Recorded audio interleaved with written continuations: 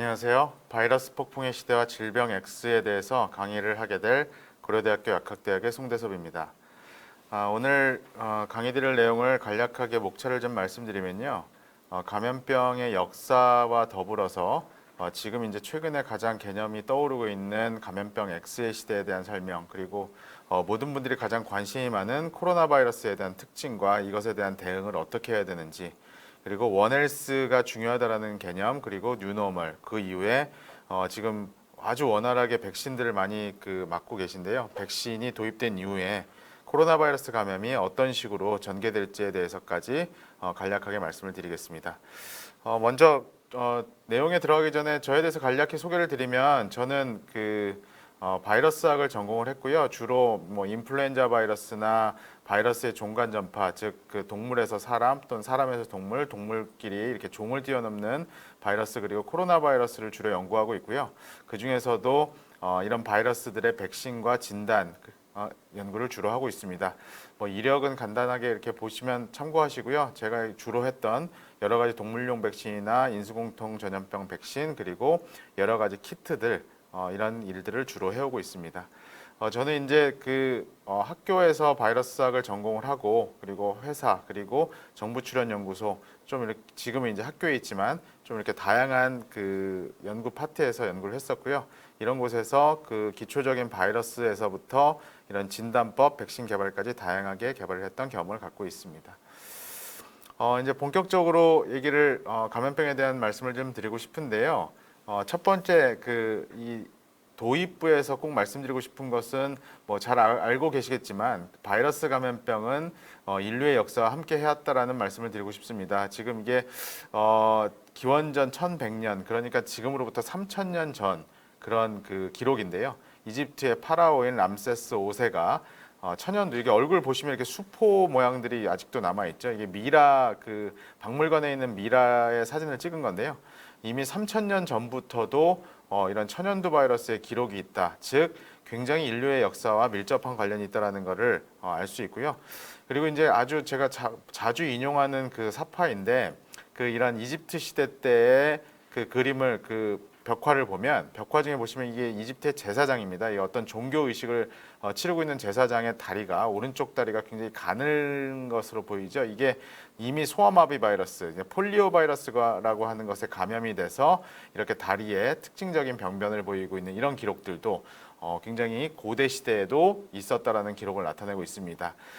이제 근대에 들어서서 1800년대, 지금 1826년도에 프랑스의 어떤 길거리를 사파를 찍은 그런 그림인데요. 보시면 여기서의 주인공은 이 개가 되겠습니다. 이 개가, 광견병에 걸린 개가 사람들을 굉장히 공포에 질리게 한 그런 사파인데요. 보시면 주요한 포인트가 이 당시에 바이러스에 대해서 사람들이 얼마나 무지했었냐면은, 어떤 이성적인 대응을 하기보다는 모두 다 공포에 질려 있고, 심지어 이 개 한 마리 때문에 여기 뒤에 보시면 군대가 이렇게 출동하고 있는 이런 것들도 볼 수 있듯이, 이런 바이러스 감염병에 대한 어떤 사람들의 공포는 굉장히 우리의 역사와 함께하고 있다는 걸 알 수 있습니다. 스페인 독감이라고 하는 것이 20세기, 지금 이제 21세기인데 20세기의 가장 큰 팬데믹 대유행 바이러스였습니다. 이 당시에 보시면 메이저리그의 한 장면인데 지금 마스크를 쓰고 있죠. 이렇게 팬데믹 시기와 더불어 마스크 착용 캠페인은 1918년 스페인 독감 때부터 시작을 했는데, 이 당시의 기록을 보면 마치 100년 전의 일이지만 정확히 지금과 같은 어떤 혼돈, 그런 것들이 사회상에 남겨져 있는 사진에 그대로 녹아 있습니다. 보시면은 이 당시가 공교롭게도 1918년도, 그러니까 1차 세계대전 때와 정확히 겹치는데요. 1차 세계대전 때 약 1,300만에서 1,500만 명의 사망자가 있었다라고 공식 기록이 있습니다. 그런데 이 당시에 스페인 독감 때문에 최소 5천만 명, 그리고 이 당시에 워낙 통계가 정확하지 않아서 어떤 통계에는 1억 명까지도 사망자가 있었을 것이라고 추정될 정도로 세계대전보다도 더 치명적이었다는 기록이 있습니다. 그래서 약 사망자 2천에서 5천만 명, 통계에 따라서는 1억 명까지도 감염이 되었다라는 그런 기록이 있습니다. 그래서 이 인플루엔자 바이러스는 전형적인 호흡기의 전염병으로서 이렇게 비말, 그 호흡기를 통해서 기침을 통해서 전파가 되는 바이러스이고요. 여기에 이제 그 스페인 독감이라고 해서 조금 여담이긴 한데 이게 스페인 독감이라고 해서 일반 이쪽 전공하지 않으신 분들은 스페인에서 독감이 시작되었구나라고 많이 오해들을 하십니다. 그런데 정확하게 말씀드리면 이 스페인 독감의 시작은 미국에서 시작됐습니다. 미국에 있는 일리노이, 시카고 근처에 있는 일리노이의 어떤 군사 캠프, 그러니까 유럽 전장으로 군인들을 보내기 위해서 합숙을 하던 캠프에서부터 시작이 됐는데 왜 그러면 도대체 뜬금없이 스페인 독감이란 말이 생겼느냐? 그 당시는 전시 체제였기 때문에 언론들이 굉장히 엄격하게 검열을 받던 시기였습니다. 그래서 군대에서 독감에 걸려서 죽었다라는 말이 나오면 굉장히 사기가 떨어지는 그런 문제들 때문에 굉장히 언론 통제를 심하게 했었는데 스페인만 중립국이었고 스페인의 언론들이 굉장히 있는 사실 그대로 바로바로 보도를 하다 보니까 스페인에서부터 맨 처음에 독감이라는 이런 기사가 나오기 시작했고 그것 때문에 전혀 이제 오해를 사게 된 스페인에서부터 시작된 독감이라고 오해를 사게 되었습니다. 그래서 스페인 독감이라는 이름은 이런 유래가 있다는 것을 기억해 주면 좋겠습니다. 그래서 근데 그 당시에 여러 문화 사회적인 어떤 기사라든가 예술 작품에도 이 스페인 독감의 어떤 사례들이 기록에 남아 있는데요. 엘피가로의 그림을 보면은 이 독감이 얼마나 치명적이었으면 이렇게 해골의 모양, 굉장히 이 독감이 치명적이고 보시면 이렇게 수많은 사람들이 죽어나간다라는 것을 보여주고 있고요. 다음에 굉장히 유명한 구스타프 클림프라는 우리 이제 키스라는 사진으로 굉장히 유명한 화가죠. 이분도 스페인 독감으로 사망을 했고요. 에곤 슐레라고 하는 유명한 미술가도 이 스페인 독감에 사망을 했고요. 지금 전직 미국 대통령인 도널드 트럼프의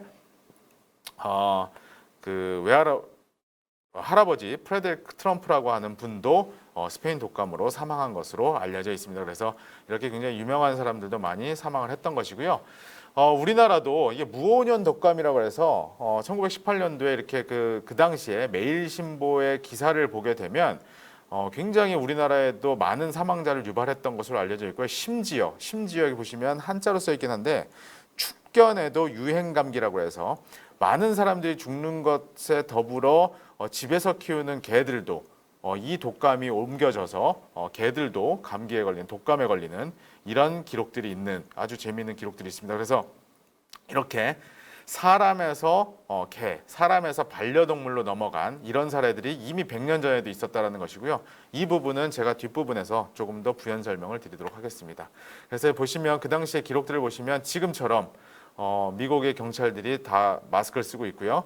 여기 보시면은 기록에 보시면 고양이한테도 마스크를 쓰고 있고 축구장, 야구장에서도 마스크를 쓰고 있고 일본 같은 경우에도 마스크 캠페인을 할 정도로 이렇게 마스크의 역사는 굉장히 오래되었다. 이미 그 당시에도 100년 전에도 이 당시에는 백신이라든가 치료제가 전혀 없었을 때에도 사회적 거리두기의 아주 기본적인 포인트가 되는 마스크 캠페인은 이미 100년 전에도 있었다는 사실을 다시 한번 주의를 환기하게 됩니다. 그래서 그 당시에 인플루엔자 바이러스는 이렇게 뭉크가 본인의 자화상이 보여주는 것처럼 독감에 걸린 이후로 얼굴이 굉장히 수척해지고 이렇게 여러 그림들을 많이 남긴 것처럼 이 당시에 얼마나 이 독감이 심각했냐를 보여주는 간접적으로 보여주는 단편이 되겠습니다. 그래서 이제 1918년도 이후에 주기적으로 20-30년의 주기로 이런 여러 가지 감염병들은 특히나 대유행을 일으켰던 질병들은 주기적으로 발생을 했었습니다. 그래서 신종 감염병 발생 지도를 보면요. 사실 과거에는 신종 감염병의 발생이 조금 못 사는 나라, 후진국 중심으로 많이 발생을 해서 이런 것들은 이런 저개발 국가의 전유물인 것처럼 착각하던 시기가 있었습니다. 그런데 지금은 보시면은 지금 코로나19가 대표적인 사례가 될 것인데요. 어느 대륙을 불문하고 어느 저개발 국가나 개발 아주 선진국이나 할 것 없이 아주 골고루 이런 여러 지역에서 발생을 한다는 것을 볼 수 있고요. 그리고 보시면 굉장히 다양한 근데 제가 아까 좀 전에 말씀드린 것처럼 20세기의 대유행 감염병은 주로 인플루엔자로 대표되는 독감에 의해서 이런 대유행들이 있었던 거에 비해서 21세기에 들어서는 굉장히 다양한 질병들이 발생하고 있다는 것을 보이고 있습니다. 그래서 팬데믹의 역사를 보면 이렇게 과거 로마 제국부터 쭉 주기적으로 있었지만 2000년도 이후로 사스부터 시작해서 고병원성 조류독감, 2009년도에 팬데믹 저 21세기 첫 번째 대유행했던 돼지 독감, 그리고 2012년도 들어서는 뭐 메르스, 그리고 지카, 굉장히 다양한 것들이 있고요. 그리고 급기야는 2020년대에 들어서서 신종 코로나 코비드 19이라는 것이 발생을 해서 지금까지도 전 세계를 괴롭히고 있고요. 이 신종 코로나 바이러스는 계속 변이를 지속해서 언제 끝날지 모르는 진정 감염병 X라고 하는 질병 X의 첫 번째 사례가 되는 불행한 사례가 되었습니다. 그래서 이렇게 주기적으로 이게 지금 사망자의 수를 이 원의 크기로 보여주고 있거든요. 그래서 가장 최근에 가장 많이 사망을 했던 것이 그 에이즈, HIV인데 이 지금의 뉴 노블 코로나 바이러스, 이 신종 코로나가 언제까지 사망자를 유발할지는 아직도 현재 진행형이 되겠습니다. 자, 그러면 바이러스에 대해서 기본적으로 뭐 잘 아시겠지만 그럼 도대체 바이러스가 무엇이냐에 대해서 좀 간략하게 설명을 드리고, 바이러스가 도대체 생물이냐 무생물이냐, 바이러스는 얼마나 다양하냐, 이런 그 바이러스의 기본적인 것에 대해서 좀 간략히 설명을 드리고 말씀을 드리도록 하겠습니다. 바이러스가 도대체 어떻게 생겨났느냐에 대해서는 굉장히 여러 가지 학설이 있어요. 그런데 아직까지 정확히 정답은 모릅니다. 지금 보시는 것처럼 세포가, 우리 몸에 있는 세포들, 여러 가지 동물 세포들이 퇴화돼서 바이러스가 됐다는 학설, 또는 세포에서 탈출한 유전 물질이 여러 가지 효소나 단백질과 결합해서 바이러스가 됐다는 학설, 아니다, 아예 독립적으로 어떤 생명에서부터 기원을 했다라는 이런 여러 가지 학설이 있으나 아직까지 정답은 없다. 그러면 바이러스는 생물이냐 무생물이냐, 이것에 대해서도 정답은요, 생물이기도 하고 무생물이기도 합니다. 그래서 어떠한 측면으로 볼 땐 생물의 특성을 가진 경우도 있지만, 이 바이러스가 밖에 그냥 숙주라고 불리는 생물체에서 떨어져 있을 때는 무생물의 특징을 갖고 있기 때문에, 사실 앞서 보였던 이것의 기원이 어떻게 됐을까 정의를 내리기 어려운 것처럼 바이러스가 생물이냐 무생물일까에 대한 정답도 굉장히 어렵습니다. 그래서 저희가 어떻게 바이러스 학자들은 결론을 내리냐면, 바이러스는 다른 세포에 기생할 때만, 즉 숙주 안에서 있을 경우에만 우리가 생물체라고 부르는 물체가 분자 구조를 이루고 있느냐, 자발적으로 형성되느냐, 물질 대사나 생식 등을 조절할 수 있느냐, 자연 선택에 따라 세대를 이어가느냐, 우리가 생물체라고 정의 내릴 수 있는 합당한 조건을 이렇게 다른 숙주 내에 기생을 할 경우에만 생물의 특성을 갖고 있습니다. 그래서 오늘 이 강의를 듣고 나서 바이러스는 생물일까 무생물일까? 라는 질문에 나왔을 때 생물의 특징도 갖고 있고 무생물의 특징도 갖고 있으나, 이 바이러스들이 생물 안에서 기생할 때는 생물의 특성을 갖는다라고 하는 것이 정답이 되겠습니다. 그래서 나사에서 정의한 이런 생물체의 특징을 갖고 있기 위해서는 얘네들이 바이러스가 숙주의 호스트, 동물이나 사람에 기생할 때만 성질을 만족한다라고 기억해 주면 좋겠습니다.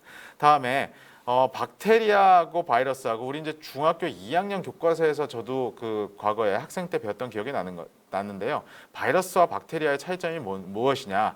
뭐 박테리아는 크기가 크고 바이러스는 상대적으로 크기가 작고, 여기 보시면은 우리가 고전적으로 생각하는, 일반적으로 생각하는 바이러스는 여기에 있는 굉장히 작은 입자들입니다. 세균은 굉장히 크죠. 그런데 최근에 빙하에서 자이언트 바이러스가 하는 거대 바이러스들이 막 발견이 되고 있어서 지금은 바이러스와 박테리아의 차이가 점점 좁혀지고 있다. 이렇게 굉장히 거대 바이러스도 출현을 하고 있고, 여기 미미 바이러스라고 하는 굉장히 거대 바이러스들도 빙하에서 발견이 되고 있어서 최근에는 바이러스와 박테리아의 차이가 굉장히 크기의 측면에서는 줄어들고 있다는 것을 한번 기억해 주셔야 될 것 같고요. 특히나 굉장히 이제 과거에는 바이러스가 전자현미경을 통해서 볼 수 있을 정도로 굉장히 작고, 그리고 바이러스를 분석할 수 있는 그런 여러 가지 분석 기법이 굉장히 제한적이어서 바이러스를 발견하는 것이 굉장히 어려웠었는데, 최근에는 2, 3일 만에 유전자를 분석할 수 있는 NGS라고 하는 Next Generation Gene Sequencing 시스템이 있어서 과거보다 새로운 바이러스를 굉장히 새롭게 발견할 수 있는 그런 특징을 갖고 있습니다. 그래서 지금 바이러스가 대략 한 15,000개 정도 있다라고 알려져 있긴 하지만, 이 다음 슬라이드 보시는 것처럼 이렇게 바이러스가 분류가 됐고, 약 이 중에서도 400종의 바이러스는 아직 체계가 명확히 분류되지 않고 있지만, 이런 분석 기법에 따라서 점점 더 미지의 바이러스들이 더 빠르게 발견되고 규명될 거라고 지금 예상을 하고 있습니다. 그러면 지금 이제 코로나19 때문에 너무나 많은 우리가 고생을 하고 있고 지금 이 현재 진행형인데 그러면 좋은 바이러스도 있을까라는 측면에서 조금 설명을 드리면요.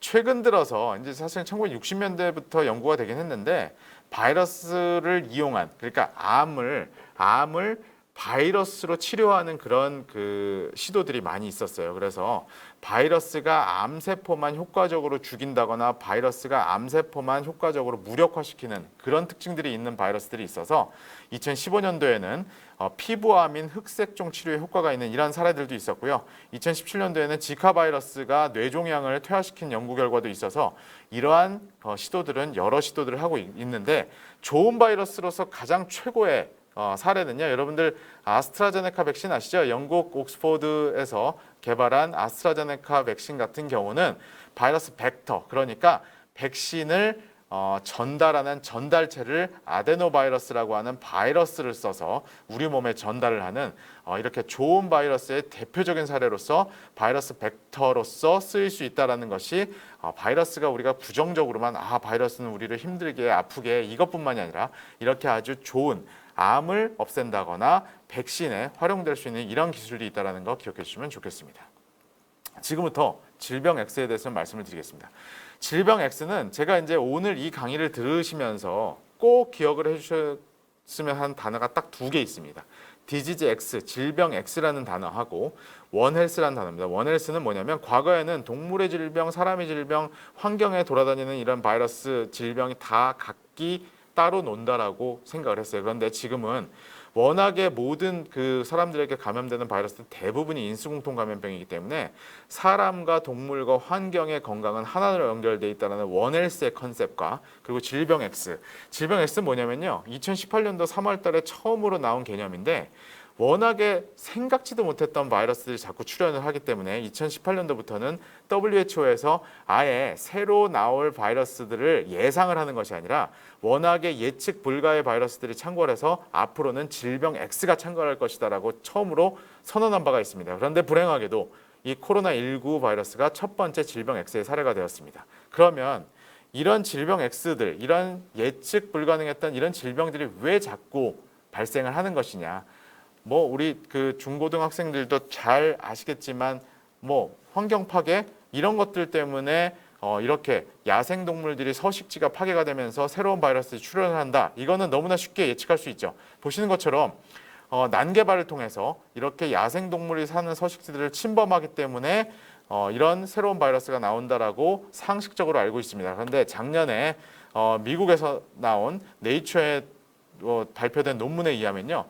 실제로 조사를 해보니까 이렇게 도시화, 여기 얼반이라고 되어 있죠. 이게 도시화가 되면 될수록 이렇게 인수공통 감염병을 보유한 동물들의 수가 증가하고 조류나 박쥐나 이런 쥐와 같은 설치류에서도 다 이렇게 증가하더라. 도시화가 될수록. 그러니까 이런 개발이 너무 난개발이 될수록 이런 바이러스들의 출현은 증가할 것이다라고 정확히 과학적으로 입증이 됐고요. 그러면 이걸로 끝이냐? 이것 때문에만 바이러스들이 자꾸 나오느냐? 그렇진 않습니다.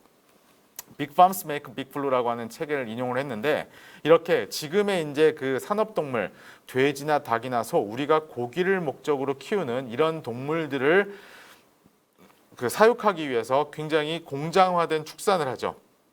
굉장히 좁은 공간에 소나 닭이나 돼지들을 집어넣고 키우고 있는데 이런 방식이 병원체 감염을 촉진하고 또 병원성을 높여주고 그리고 가장 무서운 바이러스가 재조합해서 굉장히 새로운 돌연변이 바이러스가 출현하게 하는 것을 촉발하는 이런 이 두 가지 거대한 농축산업, 공장식 축산 여기에 플러스 난개발이 주요한 인수공통 감염병의 촉발 요인이 되고 있습니다.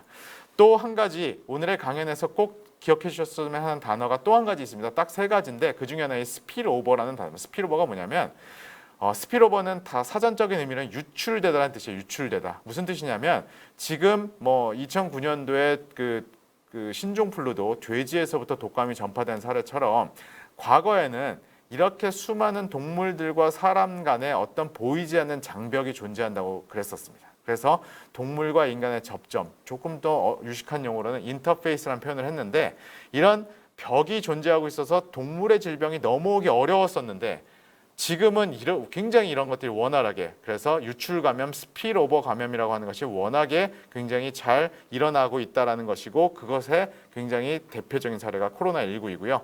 지금 이제 코로나19가 처음 발생했을 거라고 예측하고 있는 중국의 화난 수산시장, 우한에 있는 화난 수산시장에 보시면, 여기 보시면 우리나라에서 정말 볼 수도 없는 이런 굉장히 희귀한 야생 동물들이, 여기 보시면 어떠한 뭐 위생 장치도 없이 굉장히 좀 잔인하게 이렇게 도축이 되고 있죠. 그러니까 이런 것들이 앞서 보여드린 동물과 사람의 접점을 굉장히 가깝게 하는 그런 원인이 된 것으로 추측하고 있고, 이렇게 동물과 사람의 접점, 이게 지금 이분 보세요. 이 지금 이렇게 그 손질하고 있는데 어떤 뭐 보호장구도 없고, 여기 만약에 감염병이 같이 오염이 돼 있다면 바로 그냥 그 공기 중으로 튀어가지고 감염될 수밖에 없는 이런 환경이 되고 있죠. 이런 환경들 때문에 동물과 사람의 접점이 가까워지고 이렇게 굉장히 신종 바이러스가 출현하게 된 그런 원인으로 생각을 하고 있습니다. 그래서 아까 말씀드렸지만 스페인 독감 이후에 이렇게 독감이 계속해서 문제가 되고, 뭐 에볼라 바이러스도 있긴 하지만 좀 단조로웠던 것에 비해서 언제 20세기가 21세기에 들어서는 굉장히 정신없게 굉장히 다양한 바이러스들이 마구마구 출현하고 있고, 지금 신종 플루가 지금 한 달 전을 기준으로 2.4억 명, 2억 5천만 명 정도 이상이 감염이 되고 있고, 거의 500만에 육박하는 사망자가 발생을 하고 있습니다. 더 무서운 점은 아직도 현재 진행형이라는 것이 더 무서운 점인 것 같습니다. 그래서 다시 한번 말씀드리지만 질병 X, 앞으로는 질병 X의 시대이다. 그래서 WHO가 처음으로 소개했던 이 질병 X의 개념이 예측 불가하다. 이 X는요, 영어로 unexpected, 기대하기 어려운, 예측 불가한 그런 뜻에서 따온 것이고요. 이런 질병 X가 전 세계를 멸종할 수 있는 원인이 될 수 있다라고 강조하고 있기 때문에, 앞으로 여러분들은 이 질병 X라는 단어가 앞으로 출현할 신종 감염병을 대표하는 단어로서 기억해 주시면 감사하겠습니다. 사실 이제 바이러스를 연구하는 저 같은 사람들이 2017년도, 16년도서부터 끊임없이 이제 그 경고해왔던 것들이 있어요. 이 경고해왔던 것에 대한 것은 뭐 제가 과거에 강연을 했던 자료들을 찾아보셔도 좋고요. 네, 뭐 주기적으로 이런 그 기회가 될 때마다 이런 강연을 가끔씩 하는데, 저도 항상 강연을 할 때 질병 X를 대비해야 된다. 그리고 다음번 질병 X는 제가 이제 파라믹소, 저희 그 예전에 이제 그 니파 바이러스와 같은 이런 파라믹소 바이러스나 코로나 바이러스가 질병 X가 될 가능성이 굉장히 높다라고 주기적으로 말씀을 드렸었는데, 불행하게도 뭐 그런 예측이 맞아떨어져서, 이게 예측이 맞아떨어져서 기쁘다고 해야 될지 굉장히 슬프다고 해야 될지 참 난감합니다. 근데 과거의 사례들을 보면요, 이 코로나 바이러스에 대한 그 3, 4년 전부터 경고가 굉장히 있었어요. 특히나 중국 그 남부 지역에서 특히 박쥐유래 바이러스들이 심상치 않다라는 것들은 네이처 논문에도 보시는 것처럼 여러 경고들이 있었습니다. 가장 대표적인 사례로 말씀을 드리면 2016년도에 박쥐의 바이러스가 이렇게 돼지로 전파가 돼서 그 중국에 있는 중국 남부에 있는 광둥성 아래에 있는 지역에 돼지들이 수만 마리가 급사하는 경우가 있었습니다. 박쥐의 바이러스가 갑자기 돼지로 전파가 됐는데 돼지에서 급성설사를 일으켜서 돼지가 수만 마리가 죽는 이런 사례들이 있었거든요. 근데 이게 왜 굉장히 바이러스 학자들에겐 충격적이었었냐면, 보통 박쥐의 바이러스들이 돼지로 가는 사례는 극히 드뭅니다. 그리고 만약에 감염이 된다고 하더라도 이렇게 죽는 정도의 치사율을 보이는 경우는 굉장히 이례적인데, 이렇게 수만 마리가 죽을 정도로 고병원성 바이러스가 됐다라는 얘기는 이미 계속 자연은 우리에게 경고하고 있었다라는 것을 시사하고 있습니다. 그래서 지금 굉장히 결과론적인 얘기긴 하지만 이미 3, 4년 전, 4, 5년 전에 이런 사례가 있어서 그 당시에 이 박쥐에서 유래된 바이러스를 굉장히 예의주시해야 된다라는 그 학자들의 의견을 조금 더 그때 귀 기울였다라면 하는 그런 아쉬움이 좀 있습니다. 여기에 이제 한 가지 더 추가적으로 우리가 이제 항상 인수공통 감염병만 생각을 해서 바이러스가 동물에서부터 나에게 넘어오는 것만 항상 우리가 걱정을 하는데, 사실은 리버스 주노시스, 즉 인수공통 감염병인데 리버스, 거꾸로인 것도 상당히 많다라는 것을 인식하셔야 됩니다. 쉽게 얘기해서 제가 대표적인 사례로 독감인데요, 독감. 그거는 이제 저의 연구 결과, 제가 이제 논문을 여러 편을 냈는데, 실제로 사람이 독감에 걸렸을 때 우리 반려동물에게 독감을 전파할 수 있어요. 그래서 내가 그 감기 증상이 있거나 독감 증세가 있으면 반려동물도 멀리 해야 된다라, 오히려 사회적 거리두기도 동물에게 둬야 된다라고 말씀을 드리고 있는데, 이런 역인수공통 감염병도 있기 때문에 이것에 대해서도 신경을 써야 된다. 특히 여기 뭐 곰팡이성, 다음에 뭐 멈스라고 하는 우리 볼거리 있죠, 볼거리 같은 경우도 사람에서 반려동물로 전파가 될 수 있고, 대표적으로 이런 독감들이 인수공통 감염병이 아닌 역인수공통 감염병을 유발할 수 있기 때문에 조심을 하셔야 되고요.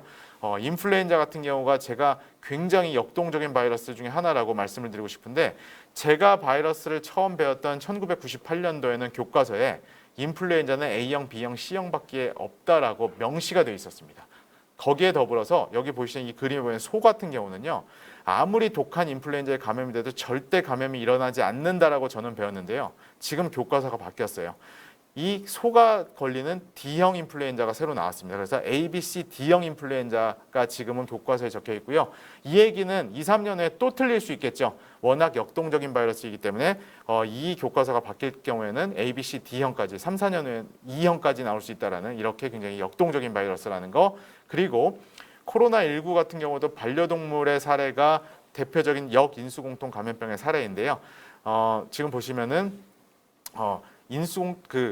반려동물이 감염이 돼서 나에게 전파시키는 사례는 지금까지 단 한 차례도 없고요. 사람들이 감염이 돼서 우리 반려동물에게 감염시키는 사례가 훨씬 많기 때문에 반려동물에게도 이런 역인수공통 감염병에 코로나가 사례가 될 수 있다는 것도 인식하셔야 될 것 같습니다. 그러면 지금부터 이 코로나 바이러스라고 하는 것이 얼마나 변화무쌍한 바이러스냐에 대해서 조금 설명을 드리겠습니다. 보시는 것처럼요.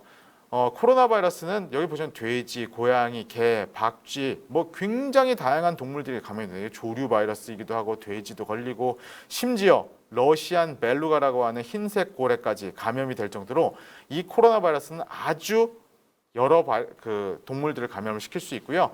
이게 네이처에 작년에 이게 일러스트레이션이 나와서 저는 이 그림을 보고 완전히 깜짝 놀랐어요. 이게 머그샷이죠. 이게 범죄자들이 유치장에 들어가기 전에 이제 사진 찍는 거에 머그샷을 이렇게 찍었는데, 뒤에 보시면 코로나 바이러스가 있고, 돼지, 족제, 페럿, 다음에 박쥐, 밍크, 그리고 그 종이 다른 여러 가지 그 박쥐, 그리고 고양이까지 다 이렇게 머그샷을 찍고 있는데, 이렇게 앞서 보여드린 그림처럼 코로나 바이러스는 이렇게 굉장히 다양한 동물에 있기 때문에, 제가 아까 원헬스 설명드렸죠.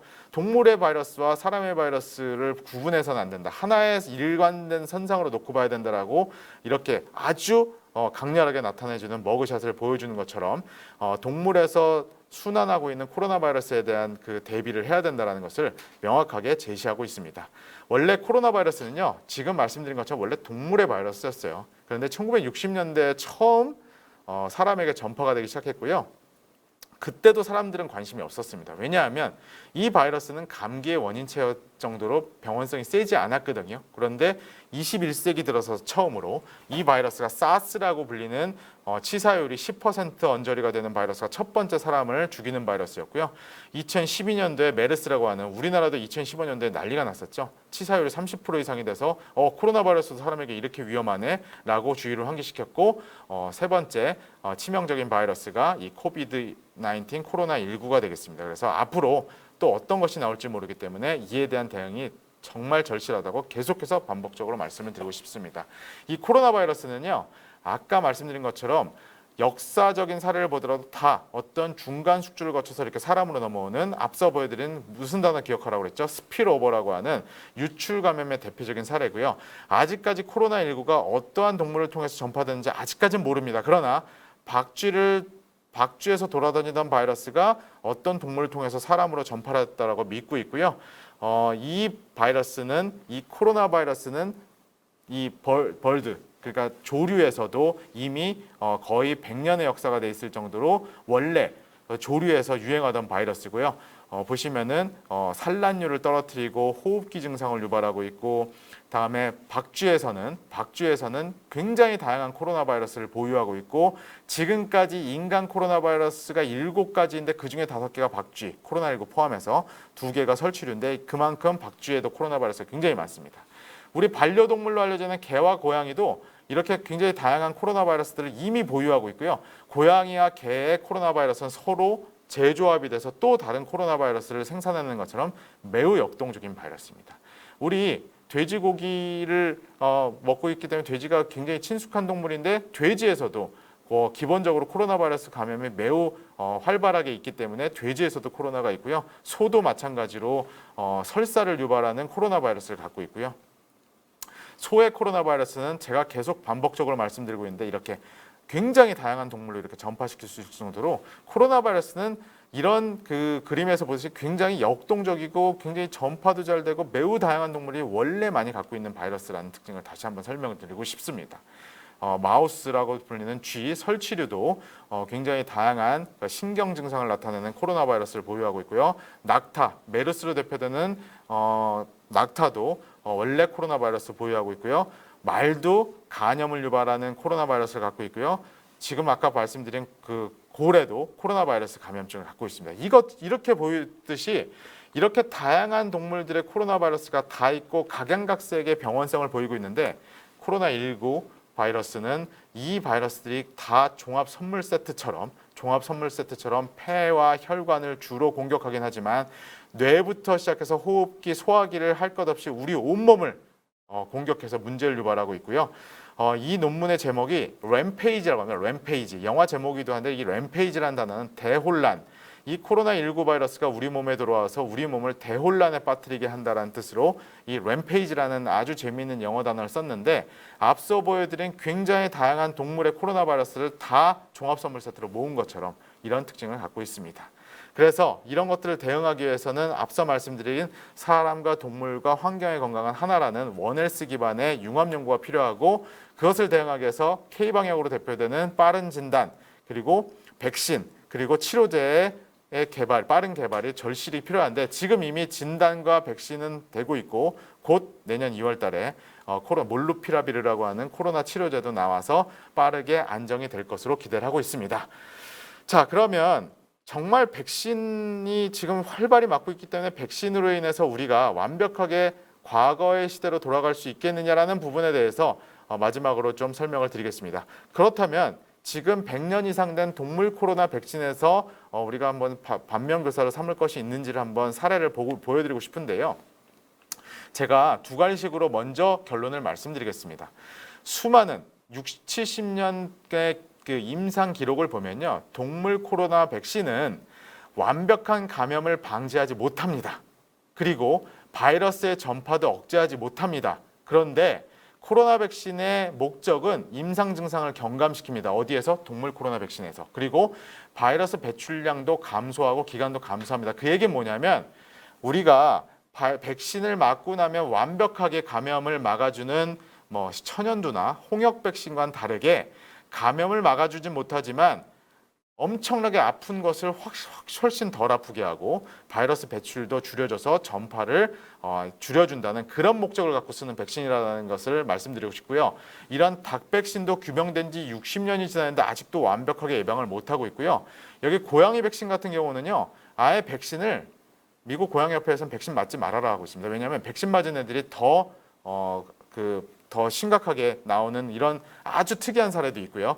다음에 돼지 백신의 코로나 백신도 완벽하게 감염을 막아주진 못하고 바이러스 배출이 계속해서 일어납니다. 그러면 지금 여기서 오해하시면 안 되는 게 코로나 백신은 효과가 낮기 때문에 백신 안 맞아도 된다는 뜻이 아니에요. 이 얘기는 그럼에도 불구하고 확실하게 임상 증상을 줄여주기 때문에 절대로 백신을 맞고 나면은 바이러스를 감염이 되거나 바이러스 배출할 수는 있지만 절대로 입원할 일이 없다라고 결론적으로 들어주시면 됩니다. 무슨 얘기냐면 백신을 안 맞으면 굉장히 심하게 아프거나 죽을 수 있지만 백신을 맞게 되면은 임상 증상이 훨씬 낫고 그냥 간단한 감기 정도 또는 내가 코로나 바이러스에 걸려서 절대로 죽거나 중환자가 될 일은 매우 낮다. 그런 목표로 코로나 백신을 맞는다라는 것을 동물용 코로나 백신의 사례에서 반드시 교훈을 삼아야 된다는 것을 말씀을 드리고 싶습니다.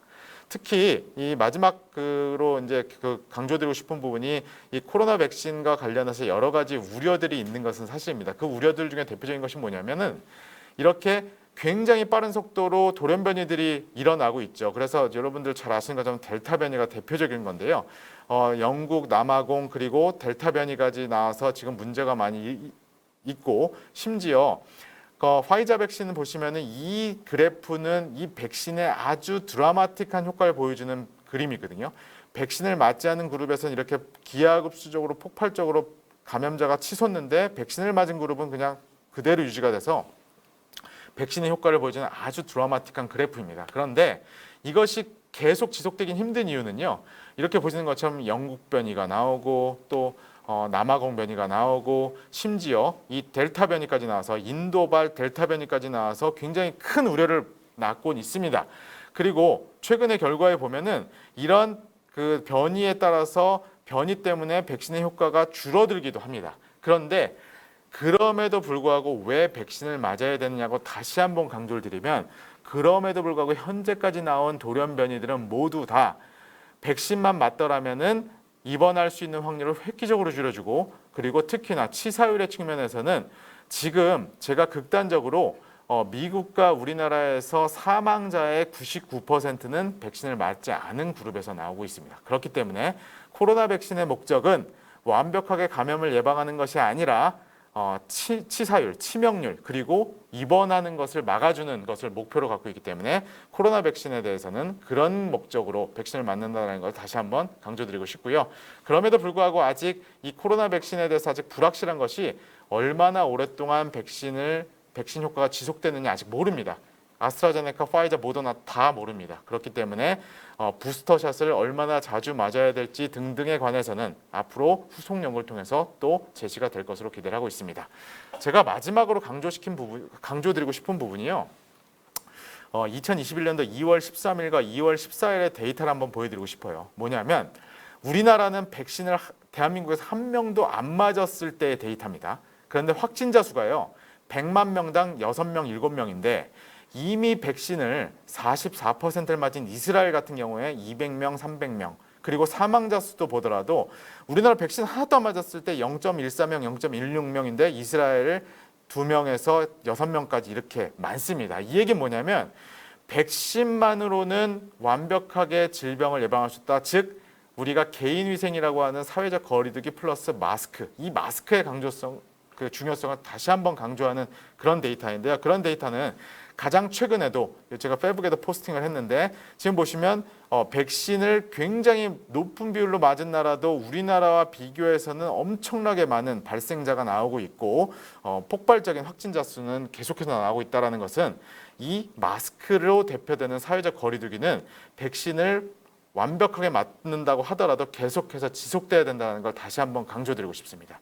제가 이 데이비드 콰만의 모든 것은 우리에게 달려 있다라는 것을 항상 인용을 하는데 백신이 세상을 구원할 수 있을까라는 대답에 대해서 당연히 세상을 구원할 수 있습니다. 그런데 우리가 여기 보시면 뉴노멀이라고 하는 제가 가장 이해하기 쉽게 극단적으로 말씀을 드릴게요. 앞으로 제가 확신하기에는 앞으로 한 5, 6년 이내에 백신을 90% 이상 맞고 80% 이상 맞으면은 실외에서는 마스크를 벗을 수 있을 것 같습니다. 그러나 이 바이러스가 백신을 하더라도 감염은 계속해서 일으킬 수 있기 때문에 실내에서 마스크를 벗는 것은 불가능하지 않을까라고 여러분들이 이해하기 쉽게 설명을 드리고 싶습니다. 그래서 이렇게 완벽하게 방어 효과를 보이는 홍역이나 천연두 백신과 코로나 백신은 근본적으로 다르다.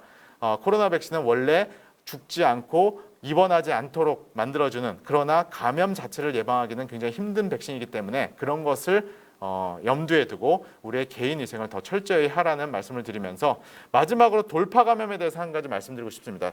백신을 맞아도 감염되는데 그럼 뭐하러 맞느냐라고 비판적이신 분들이 계시는데 이 돌파 감염은요. 사파에 보시는 것처럼 백신을 맞지 않으면 이렇게 온몸에 화살을 맞는 것 같습니다. 그런데 백신을 하면은 돌파 감염이 되더라도 이렇게 화살 하나 정도 맞는 이런 비교를 보여주는 사파를 보시면서 백신의 중요성을 다시 한번 강조드리고 싶고요. 여러 석학들이 예측을 하는 것처럼 이런 코로나19는 모더나 CEO가 얘기한 것처럼 영원히 함께 살아야 될 공존해야 될 대상이기 때문에 앞서 말씀드린 마스크로 대표되는 개인위생 더 철저하게 하고 데이비드 커먼의 모든 것은 우리에게 달려있다. 그리고 앞으로 뉴노멀이라고 하는 한 가지만 말씀드리겠습니다. 과거에는 내가 아프더라도 학교 가거나 아프더라도 회사를 출근하는 것이 미덕이었던 시대가 있었어요. 그러나 지금 이 뉴노멀의 시대, 코로나 이후의 시대에는 그러면은 민폐를 끼칠 수 있다. 그럴 경우에는 집에서 쉬는 것이 미덕인 사회가 될 수 있다. 즉 모든 것은 우리에게 달려있다라는 말씀 드리면서 강의를 마치도록 하겠습니다. 예, 오랜 시간 들어주셔서 감사합니다.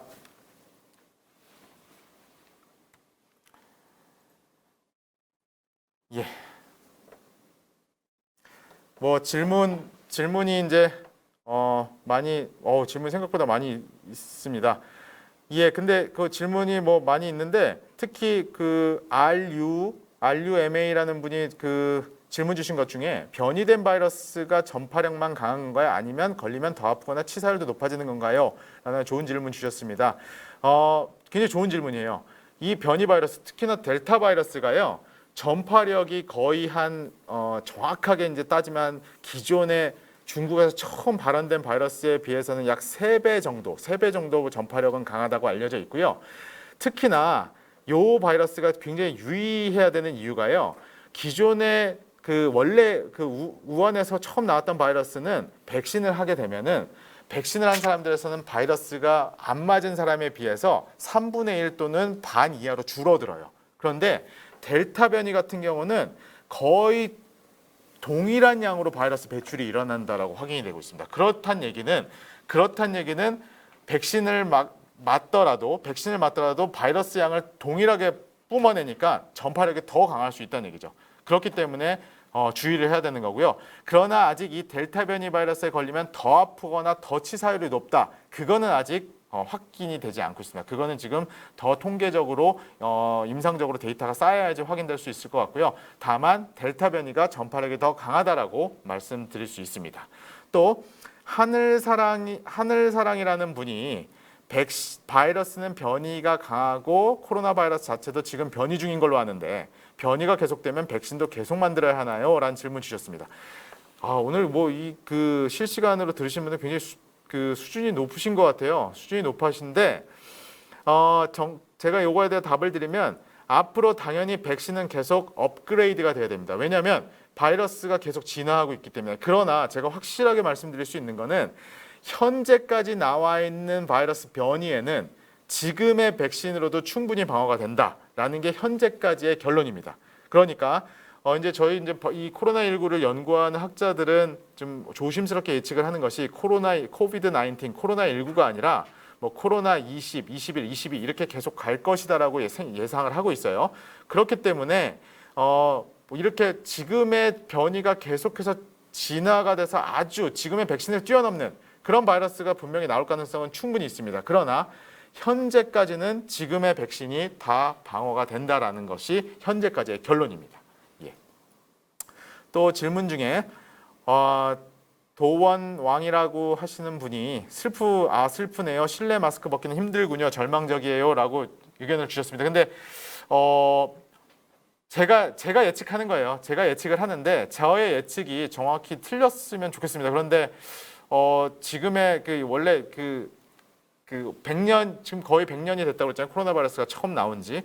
이 100년의 역사를 보면 이 코로나 바이러스가 한번 어떤 집단에 도입이 되고 나면 이 바이러스가 완전히 멸종하는 건 거의 불가능합니다. 그렇기 때문에 이 코로나 바이러스가 완전히 없어지는 건 기대하기 힘들다. 그리고 백신이 나온다 하더라도 백신을 지금 열심히 만든다 하더라도 이렇게 전파는 계속될 수 있어서 아마 실내에서 마스크를 사람들 간의 밀접 접촉이 있는 곳에서의 마스크를 쓰는 것은 아까 제가 말씀드린 뉴노멀로 계속 될 것 같습니다. 당연히 제 예측이 정확히 틀리기를 기대합니다. 나중에 꼭 제 페북이나 이메일로 교수님 그때 예측 틀렸다라는 그런 시대가 왔으면 저도 기대합니다. 그러나 현실의 감염 패턴이라든가 현실의 상황을 보면 실외에서는 뭐 2m 이상 떨어져 있고 그렇기 때문에 백신만 충분히 맞고 나면은 벗을 수 있을 것 같아요. 실외에서는. 그런데 실내에서는 당분간 힘들지 않을까. 슬프지만 저의 예상은 그렇습니다. 예, 또 질문. 코로나 치료제. 저 오늘 진짜 수준이 굉장히 높습니다. 코로나 치료제는 어느 정도, 장선아라고 하시는 선생님께서 코로나 치료제는 어느 정도 진행되고 있을까요? 치료제가 답이란 얘기가 있던데요 라고 말씀 주셨습니다. 물론 독감처럼 타미플루라고 하는 치료제가 확실하게 있을 경우에는 이 코로나 사태를 진정시키는데 획기적인 전환점이 될 거라고 믿습니다. 그런데 아직까지 지금 이제 몰루피라비르라고 하는 치료제가 첫 번째로 이제 머크라는 회사에서 조만간 승인이 날 것이고요. 지금 이미 승인된 국가가 엊그저께인가 처음 승인된 나라도 있고 그렇습니다.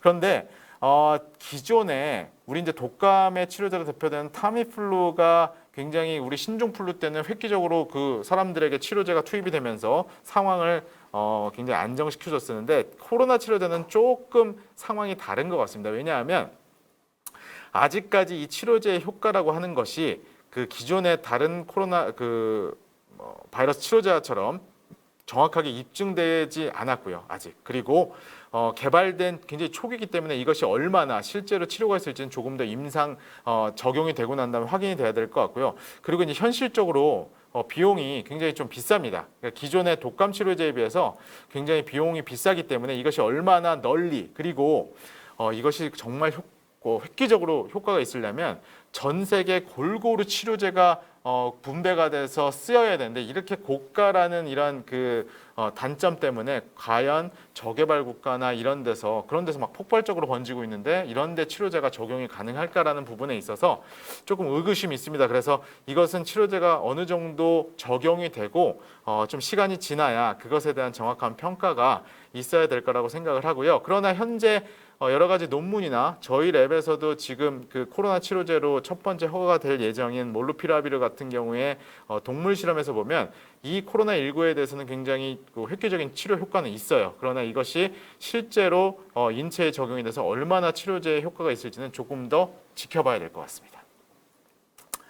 예, 또 질문이 또 위에 있으면 장혜원이라고 하시는 선생님께서 해마다 과거에 신종플루라고 했던 독감 백신은 매해 접종하고 예방 접종으로 독감에 걸릴 수도 있고 지속 효과도 5, 6개월인데 아무도 독감 걸린 사람을 돌파 감염이라고 말하지 않는데 유독 이번 코로나 백신과 마찬가지로 인식하면 되니까 생각했는데 너무 안일하게 생각하는 것일까요? 라고 말씀을 주셨습니다. 이 독감하고는 조금 이제 다르게 접근을 해야 되는 부분이요. 독감은 이제 이 타미플루로 대표되는 아주 효과적인 치료제가 있기 때문에 그 컨트롤이 조금 더 용이했고요. 그리고 이제 아주 대표적인 그 차이는요. 독감과 비교해서 이 코로나19는 치사율이 너무 높아요.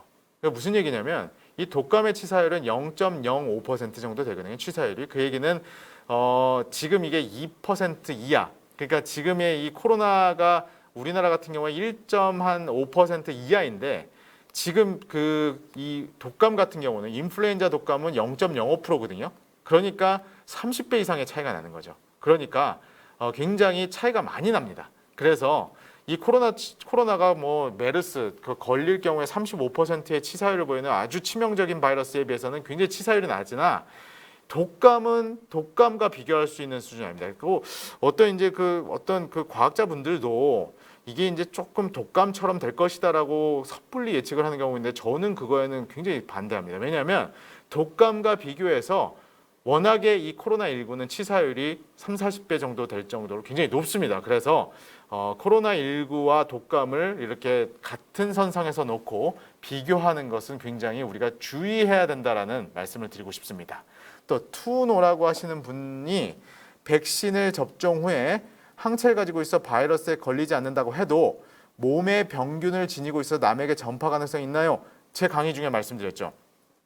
그 백신을 하더라도 항체가 있으면요. 나는 이제 바이러스에 걸리지 않아 라고 생각할 수 있는데 감염이 돼서 전파할 수 있고요. 근데 이 질문에 제가 이제 한 가지 우려가 되는 부분은요. 어떤 이렇게 가짜 뉴스 중에 백신을 맞으면은 그 백신 때문에 백신이 내가 다른 사람에게 백신 속에 있는 바이러스를 다른 사람에게 전파할 수 있다. 이런 좀 가짜 뉴스들이 좀 있는 것 같더라고요. 그거는 절대 아닙니다. 아스트라제네카가 바이러스 전달체를 갖고 있는 그런 백신이기 때문에 이런 백신을 맞을 경우 또는 RNA 백신은 화이자 백신을 맞을 경우에 그 백신을 맞고 나서 그 백신에 있는 바이러스가 남에게 전파가 된다. 이런 가짜 뉴스가 있는데 그거는 실현 가능성이 0입니다. 아예 0입니다. 절대 백신에 있는 바이러스가 전파되진 않습니다. 그래서 그러한 가짜 뉴스에는 현혹되지 않으셨으면 좋겠습니다. 예. 또 송은이라고 하시는 분도 말씀 주셨는데 바이러스는 지능이 있는 것처럼 변이가 되는 원인이 뭐냐면요. 지능이 없죠. 바이러스는 지능이 없습니다. 그런데 이제 왜 변이가 되냐면요. 바이러스는 뭐 우리 이제 그 염기 서열이라고 하는 ATCG라고 하는 굉장히 여러 가지 염기 서열이 우리 몸에 들어와서 우리 몸에 있는 효소와 이런 것들을 이용해서 자가 복제를 합니다. 근데 자가 복제를 하다 보면 이런 그 코로나 바이러스로 말씀을 드리면요. 코로나 바이러스는 이런 염기 서열이 대략 한 3만 개 정도 있어요. ATGC 이런 이 염기 서열이 3만 개 정도 있거든요. 이 3만 개가 막 복제가 되면서 중간중간에 자꾸 에러가 일어나요. 에러가 일어나다 보니까 그 에러 때문에 바이러스가 변화가 되는 거지 뭐 지능이 있거나 그런 것은 아닙니다. 또 도원왕이라고 하시는 분들이 질문 주셨는데 박쥐가 코로나 바이러스가 많은 이유가 뭘까요? 박쥐는 원래 바이러스를 많이 갖고 있습니다. 왜냐하면 박쥐의 종류만 한 2,000가지 된대요. 2,000 종 된대요. 2,000종. 그러니까 이렇게 종도 다양하고 박쥐는 많게는 한 번에 100만 마리까지 모여서 산답니다. 그러니까 거기에다가 박쥐는 체온이 40도에 육박할 정도로 굉장히 체온이 높아서 웬만한 바이러스에 감염이 되더라도 본인은 잘 아프지 않는다고 합니다. 그렇기 때문에 박쥐는 바이러스를 많이 보유하고 있고 특히나 수많은 군집돼서 집단으로 서식을 하고 있고 그러니까 잘 퍼뜨리고 날아다니죠. 날아다니니까 굉장히 여기저기 야생동물에 전파시킬 수 있어서 박쥐가 이러한 새로운 바이러스들의 전파원이 되는 것으로 알려져 있고요. 하이라고 하시는 분이 기후변화 감염병에 관련이 있나요? 라고 말씀을 주셨는데 요거는 이제 약간 정답을 말씀드리긴 어려워요.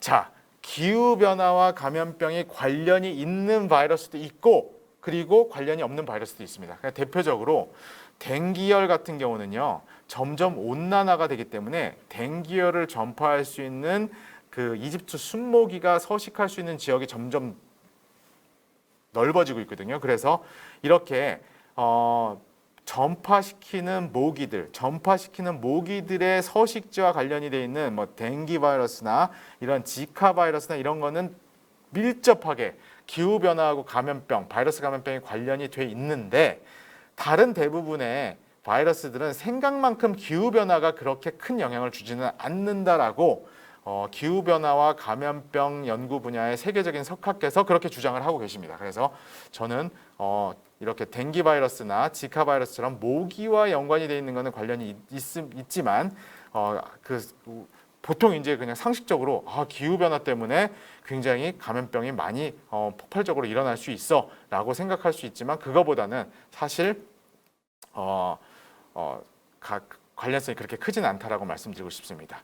윤순기라는 선생님께서 아프리카 돼지열병 등 바이러스에 걸린 고기는 사람이 먹어도 되나요? 라고 말씀 주셨는데요. 설령 아프리카 돼지열병에 걸린 돼지고기를 사람이 먹어도 사람에게 전파되지는 않습니다. 왜냐하면 아프리카 돼지열병은 인수공통 감염병이 아니에요. 그런데 제가 결론적으로 우리나라에서 아프리카 돼지열병에 걸린 돼지고기를 먹을 수 있는 가능성은 제로입니다. 왜냐하면 우리나라의 축산물 유통 시스템은요, 전 세계에서 1, 2위를 다툴 정도로 굉장히 촘촘하고 아주 철저하게 유통과 도축과 그런 것들을 거치기 때문에 아프리카 돼지열병에 걸린 돼지가 도축장에 올 수 있는 가능성이 제로입니다.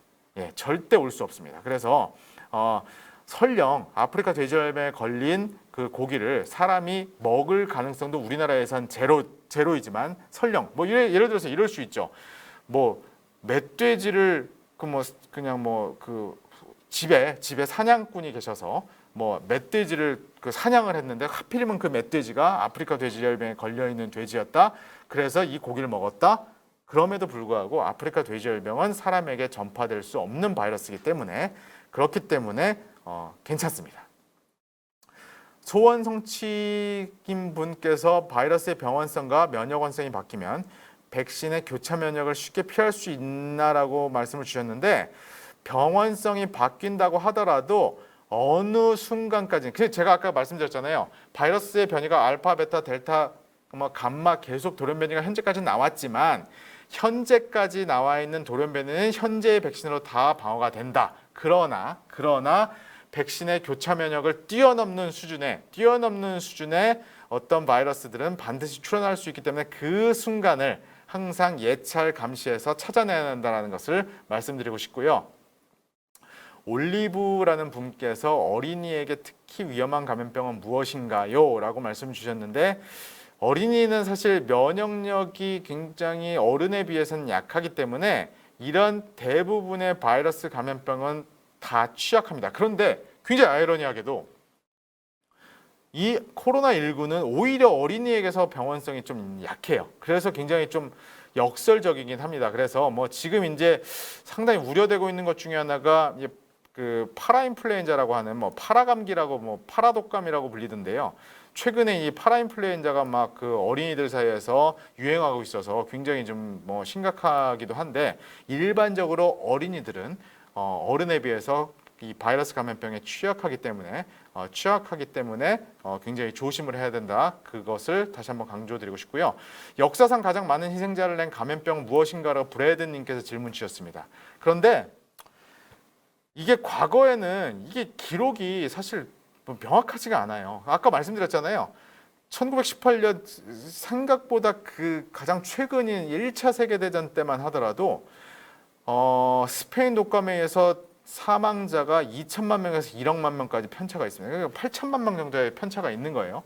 그래서 굉장히 이게 편차가 커서 이게 그 역사상 가장 많은 희생자를 낸 것은 제가 볼 때는 스페인 독감이라고 생각을 하는데, 이게 에이즈라는 분도 있고요. 에이즈가 이제 뭐 한 3천만 명 정도 뭐 사망자를 유발했는데, 그래서 이거는 과거에 워낙 그 통계가 불분명해서 정확하지 않다라는 겁니다.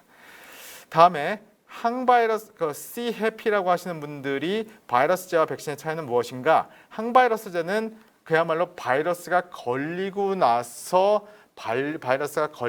치료제를 먹는 거고요. 백신은 걸리기 전에 미리 예방을 위해서 그 주사를 하는 그런 것입니다. 그래서 항바이러스제는 걸리고 난 다음에, 백신은 걸리기 전에라는 것이 중요한 차이점이고요. 솜사탕님께서 인류가 완전히 박멸한 감염병이 있나요? 있습니다. 뭐가 있죠? 두 가지죠. 소아마비 바이러스 또는 천연두가 대표적이겠네요. 천연두. 제가 1977년도에 태어났는데요. 1977년도에 WHO 세계보건기구에서 천연두는 더 이상 존재하지는 않는다라고 공식적으로 선언한 바가 있습니다. 그런데 이제 이 천연두 바이러스도요, 미국과 러시아와 중국, 그리고 뭐 이런 그 국가들의 실험실에는 아직도 보관이 돼 있다라고 알려져 있고요. 그래서 이런 바이러스가 어떤 의도적으로 유출이 될 경우에는 다시 감염이 일어날 수 있지만, 자연적인 감염의 사례는 천연두 바이러스가 1976년도과 7년도에 박멸된 사례가 있습니다. 바이러스가 진화해서 절대 걸리지 않는 소가 걸리고 그러는 걸까요? 뭐냥이라는 분께서 질문 주셨는데요. 저도 이제 사실 이거 되게 재밌었어요. 이게 저희 지도 교수님께서, 제가 인플루엔자와 코로나를 연구했기 때문에 지도 교수님께서 항상 인플루엔자를 얘기하시던 그 기억이, 소는 인플루엔자에 굉장히 둔감해서 굉장히 고병원성 바이러스를 한 컵 마셔도 절대 문제가 되지 않는다라고 했을 거예요. 소는 원래 인플루엔자에 굉장히 반응을 안 한다. 그런데 2013년도에 갑자기 소가 주로 걸리는 독감이 출현을 했습니다. 그러니까 인플루엔자 바이러스가 계속해서 진화하다가 소까지 넘어간 그런 사례가 되겠죠. 그래서 이런 진화가, 바이러스는 돌연변이가 아주 기본적인 특징이기 때문에 이런 것에 대한 대응은 계속해서 대응이 있어야 될 것 같습니다. 예, 뭐 질문 제가 보이는 것은 마지막으로 한 가지만 더 말씀해. 먹구름님께서 말씀 주신 RNA 바이러스와 DNA 바이러스의 차이점과 나뉘는 기준이 무엇인지 굉장히 명확합니다. RNA 바이러스는요, 바이러스의 게놈, 바이러스의 유전자가 RNA로 이루어진 거고요. DNA 바이러스는 바이러스의 구성 자체가 DNA로 이루어진 거예요. 그러니까 구성 요소가 RNA냐 DNA에 따라서 구분이 되는 것이고요. 여기에 제가 조금 더 한 가지 더 부언 설명을 드리면, RNA 바이러스, DNA 바이러스는 아니고요. 코로나 바이러스처럼 외막 껍질이 있는 바이러스, 다음에 우리 이제 구제역 바이러스처럼 이렇게 껍질이 없는 바이러스, 이런 바이러스로 나누는 것처럼 이렇게 껍질이 있고 없고 나뉠 수 있습니다. 의외로 상식적으로 생각하는 것처럼 껍질이 있으니까 보호막이 하나 더 있네. 그러니까 소독을 해도 잘 안 없어질 것이라고 착각을 하는데, 이렇게 인플루엔자 바이러스나 코로나 바이러스처럼 껍질이 있는 바이러스가 훨씬 더 소독이 잘 됩니다. 특히 심하게 얘기하면은 수돗물 속에 있는 그런 염소 성분에 의해서도 코로나 바이러스나 인플루엔자 바이러스는 없어질 수 있으니까요. 비누가 없으면 수돗물이라도 손을 항상 깨끗이 닦으면 이런 껍질이 있는 바이러스는 언제든지 제거할 수 있다는 점 명심해 주시고, 손 닦기 그리고 마스크는 언제든지 기본적으로 개인 위생을 위해서 철저하게 챙겨주시라는 말씀 드리면서 오늘 제 강연 마무리하도록 하겠습니다. 잘 들어주셔서 감사합니다.